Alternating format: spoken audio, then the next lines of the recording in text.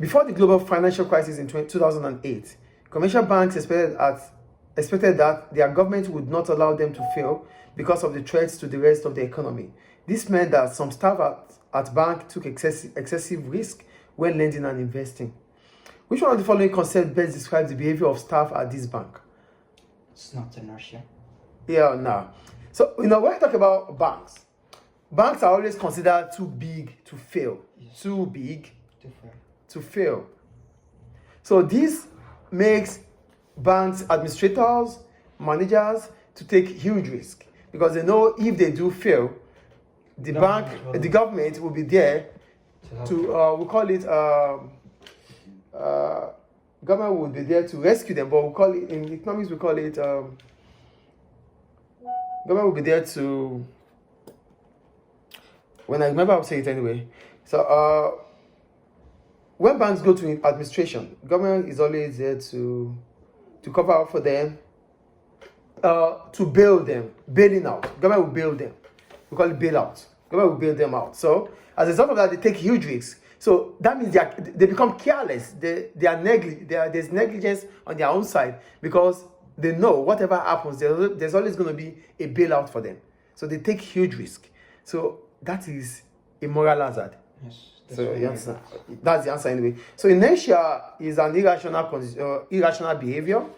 The free rider problem occurs with public goods. Market bubble is based on speculation. So the answer is moral hazard. So moral hazard is what is moral hazard anyway?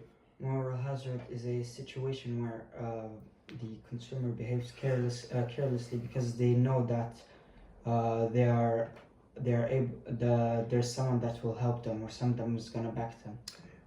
Okay, try it. So moral hazard occurs when an economic agent knows or understands that the consequence of their action they are not going to be accountable for the consequence of their action. So that is moral hazard. As a result of that, they behave irrationally. You get it? Like someone who smokes and he knows that, or she knows that smoking is dangerous to the health, but there's always government there there's always public hospital to go to.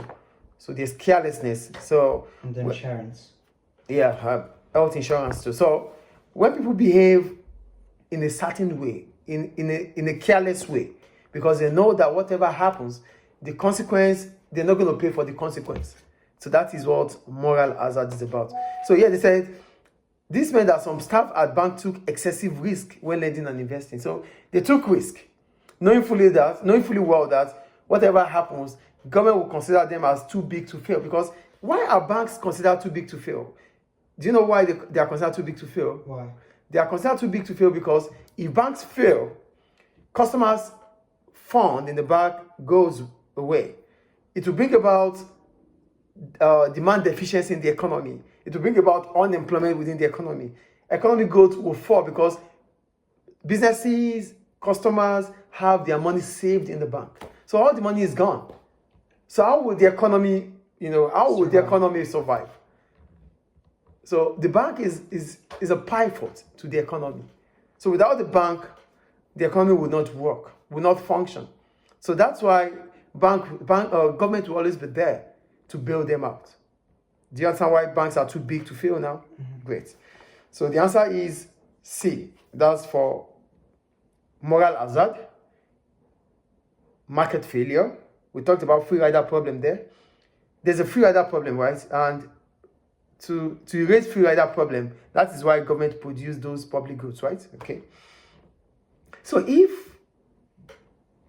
government wants to, how do I put it?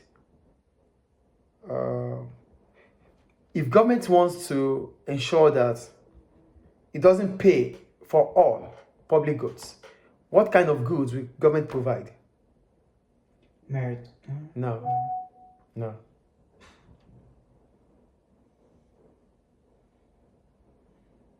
Quasi. We call it quasi-public good. Yeah, quasi-public good.